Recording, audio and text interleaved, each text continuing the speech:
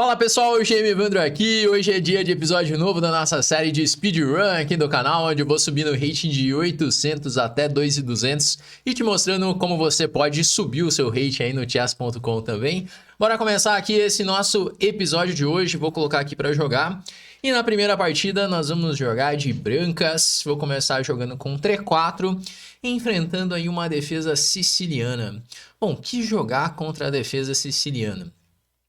Bom, tem várias alternativas. Eu vou jogar uma linha que ela é duvidosa, mas eu quero ver o que acontece. Eu lembro que eu vi uma vez o Nakamura jogando essa linha que eu vou jogar, que ele faz um lance que é bem bizarro assim, que o Nakamura fez um lance Dama H5. Parece que ele tá simplesmente querendo ameaçar um mate pastor. Ele quer jogar Dama H5 e Bispo C4 na posição. E o Dama H5, a gente sabe que não é um lance bom de fazer, porque essa dama ela vai perder tempos, né? Por exemplo, depois de cavalo F6, eu vou ter que mexer de novo essa dama. Mas acontece que ele tira a dama fica por ali, por H4, ele foi jogando, ganhou na força de jogo. Vamos ver o que acontece jogando nessa partida. Meu adversário, depois de dama H5, ele jogou cavalo C6. E aqui já tem uma pergunta já, que é a seguinte: eu posso tomar esse peão de C5? Parece suicídio fazer isso, né? Eu vou ficar passeando ali com a dama, perdendo vários tempos. Mas vamos tentar ver de uma forma concreta assim mesmo. Dama toma C5. E6, dama E3. Perdi vários tempos com a dama. Olha, eu não vou jogar esse lance, dama C5. Apesar de ganhar o peão, eu vou ficar com muitos tempos atrás no desenvolvimento. Então eu prefiro fazer um lance de desenvolvimento. Vou jogar aqui com bispo C4. Bispo C4. Bom, ameaça em mate, né? No pior das hipóteses, eu ameacei mate. E tô desenvolvendo aqui as minhas peças. Cavalo C3, cavalo F3... E aparentemente meu adversário desconectou, saiu da partida. Eu tô achando que a ameaça aí do pastor foi tão, foi tão forte que meu adversário resolveu abandonar já. Ganhamos aí, não deu pra testar a ideia. O dama H5 do Naka vai ficar pra próxima. Meu adversário acabou desconectando. Vamos jogar uma outra partida então. Por enquanto 100% aí com o dama H5. De repente eu posso repetir essa ideia outro dia. Diz aí nos comentários depois o que você acha. Se você vai querer ver isso aqui outra vez no desafio. Enquanto isso, meu adversário está jogando uma abertura toda irregular. Aqui ele começou jogando com E3 e cavalo C3. E já tá tudo errado na posição dele. Porque agora eu já consigo ganhar um tempo inteiro em cima do bispo. Já fico com o centro. E já posso pensar até mesmo em jogar com D4, atacando também o cavalo de C3. Ele jogou ED, ED. E agora ele vai começar a perder alguns tempos com esse cavalo. Talvez cavalo E2 seja um lance natural assim de fazer. Eu já tenho D3, que pode ser uma ideia, que esse peão em D3 pode ficar incomodando ali ele, ou então eu posso simplesmente seguir desenvolvendo as minhas peças, né? Eu vou jogar aqui com bispo G4, que esse lance ele pode acabar inibindo um pouco o desenvolvimento aí do cavalo de F3. Talvez ele não queira jogar esse cavalo F3 porque enfraquece a estrutura de peões e pode gerar um certo desconforto aí na posição do meu adversário. Vou jogar agora com bispo C5, vamos desenvolver esse bispo, estou querendo rocar e torre 8, e ele precisa resolver como que ele vai desenvolver as peças. Vamos agora rocar pequeno. Ele tá querendo aí jogar com dama D2 e roque grande. Como que eu posso jogar contra isso, hein? Cavalo D5 parece um lance bem interessante de fazer. Já tocando no bispo, podendo pegar o par de bispos. Tem a ideia ali de bispo B4 em alguma posição. Porque agora eu tô pensando em como eu uso essa ideia do bispo B4. Por exemplo, roque grande não é uma boa para ele, porque eu tenho o bispo B4 praticamente ganhando. Eu vou jogar então torre 8, que torre 8 eu crio a ameaça de bispo B4 ganhando a dama. E se ele rocar grande, que era a ideia dele, bispo B4 praticamente está ganhando também, porque essa dama ela não tem casas, e ele vai acabar tendo que jogar com C3. Olha só, bispo B4, e quando ele faz C3, eu posso jogar peão toma, vai ter que tomar de peão forçado, e agora vai ter algum tático por aqui. Basicamente é isso, vai ter algum tático na posição. São muitos temas, né? Então até mesmo um cavalo C3 pode ser, ou bispo E2, torre E2 e cavalo por C3 no final pode ser uma ideia também. Aqui ficou muito ruim para ele, porque assim, na pior das hipóteses eu posso jogar peão toma e bispo A3 cheque. Por exemplo, bispo A3 cheque. Se ele joga rei B1, eu tenho bispo E2, cavalo E2 e torre E2 está ganhando. E agora bispo E3, se ele joga rei C2, eu não tô vendo um ganho imediato.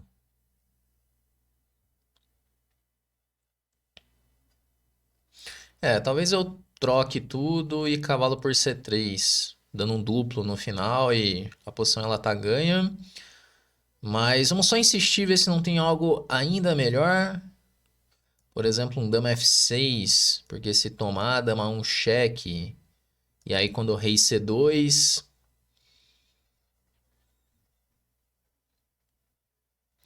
ainda não tô arrematando assim a posição, né? Até tô caindo um cavalo aqui, né? Tô pensando em jogar simplesmente bispo A3. Ele vai ter que jogar rei C2 forçado. E agora seguir desenvolvendo com o cavalo C6. Porque daí eu crio algumas ameaças, como um cavalo B4 em algum momento. Tô achando que isso é ainda mais forte, manter essa tensão aqui no centro. Porque sempre tá... O rei tá muito aberto, né?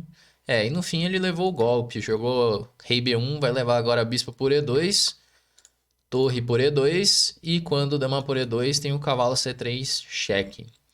Eu tenho que confessar que eu joguei a ideia do bispo A3 muito por conta desse golpe também. Porque ele tinha que perceber que rei B1, que é o mais natural, perde direto. E tem que jogar rei C2. Então tinha esse truque aí escondido no meio do caminho. Que aí ele leva o teminha de duplo no final, cavalo C3 duplo. E tá caindo a dama dele lá em E2. E aí ele pode abandonar já muito material a mais. Talvez ele ainda siga brincando aí mais uns lances. Ele acabou jogando um torre 1. Agora a dama F6 é um ameaço mate. Vou jogar a dama F6, que é um ameaço dama B2 mate. E quando ele jogar, por exemplo, D4... Bom, ele não jogou, acabou levando mate com dama B2. A verdade é que meu adversário jogou de um jeito bem torto mesmo a abertura. Depois de jogar esse bispo C4, leva D5, D4. A posição dele já tá ruim, ele já tá pior. Então tem que tomar cuidado para não perder tantos tempos assim, igual meu adversário fez na partida. Senão ele pode cair numa situação muito difícil de jogar, né? Se bem que do jeito que seguiu a partida, o computador nem gosta tanto assim. Mas a ideia de rocar grande foi exagerada aqui, né? Ele tinha que ter... Eu acho que ele tinha que ter jogado G4 em algum momento. G4 e cavalo F3 para conseguir colocar esse cavalo para jogar. E aí sim ele poderia pensar ou em rocar pequeno ou então rocar grande. Vou colocar para jogar mais uma partida, já que aquela primeira foi muito rápida. Vou jogar aí com E4. Meu adversário abortou a partida. Então vamos de pretas agora. Meu adversário jogando com E4, vou jogar com E5. Bispo C4, vamos de cavalo C6.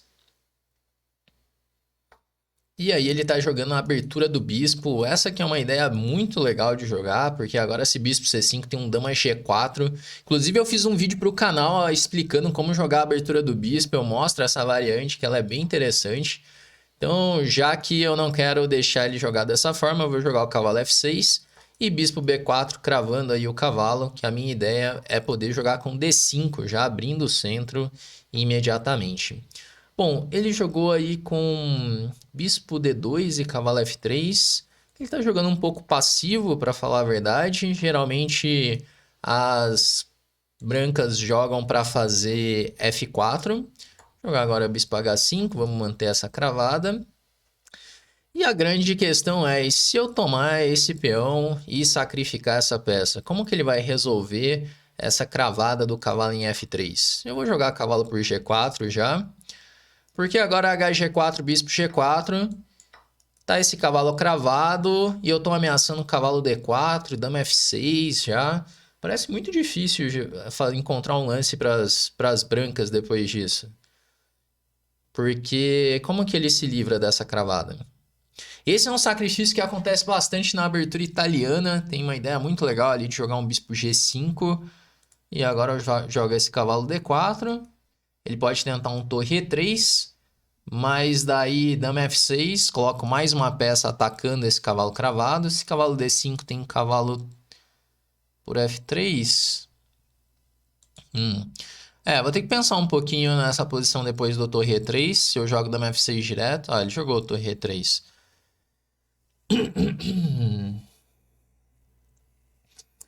Porque no caso de dama F6, ele tem ainda um cavalo D5.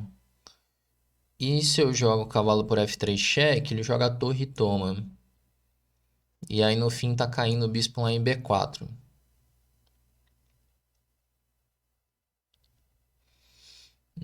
Eu tô pensando em jogar C6 aqui, para não ter a ideia de cavalo D5.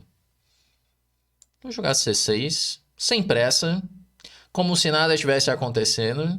Porque a verdade é que não é simples ele se livrar dessa cravada.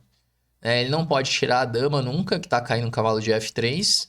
Se ele atacar o meu bispo, eu posso voltar o bispo A5, bispo C7, por exemplo.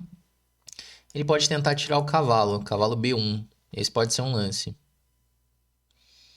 Agora, vou fazer bispo C5, bispo B6. Tem que jogar um cavalo... Eu acho que ele tem que fazer um cavalo B1 ou um cavalo A4. Ele tem que tentar reorganizar essas peças para defender o cavalo de F3. E a minha ameaça é jogar o dama F6 agora. Bom, vou jogar dama F6. Mais uma peça aí no ataque.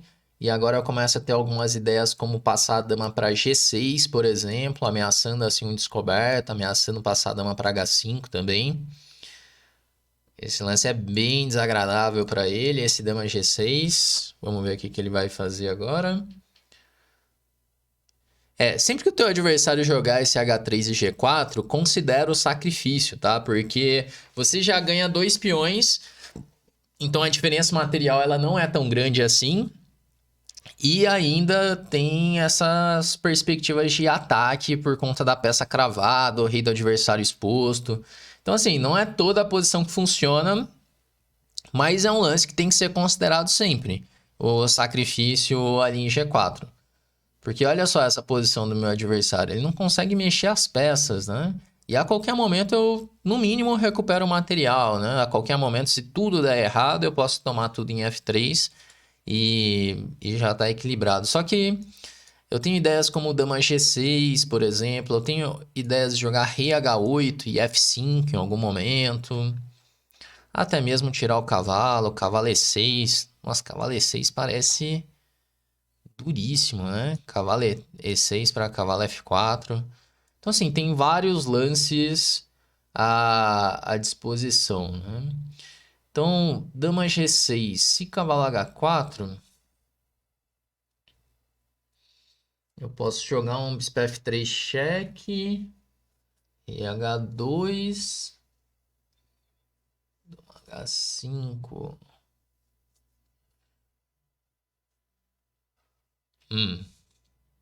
Tem que ver se dá para fazer isso. Dama G6, cavalo H4 é o lance.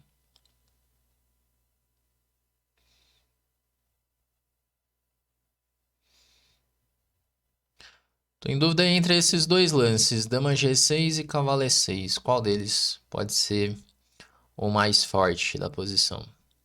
Eu vou de cavalo E6. Cavalo E6 ameaça bispo por E3. É uma ameaça bem concreta já. E ainda tem a possibilidade de levar esse cavalo para F4 ou G5. Então, por exemplo, depois de ameaçar em E3, talvez ele volte o cavalo, joga ali, quer dizer, volte a torre, jogando um torre E1. E agora eu tenho que pensar nessa posição, porque o cavalo F4, ele pode ser respondido com bispo F4, cavalo G5 também não funciona. Ele acabou jogando dama F1.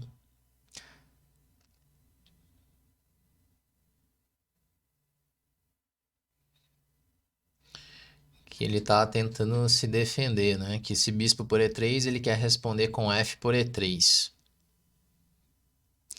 E se cavalo F4 cheque... Bom, vou jogar cavalo F4 cheque.